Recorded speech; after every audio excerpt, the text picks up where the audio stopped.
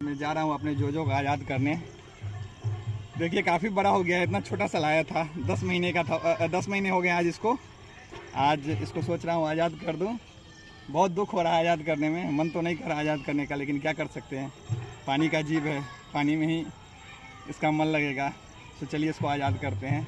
थोड़ा दूर फेंकिए, रख के देखिए, रखिए, कहीं इधर भाग जाएगा तो रख दीजिए ना। वीडियो आ रहा है, वीडियो हाँ हाँ है? हाँ। जा जोजो आज़ाद।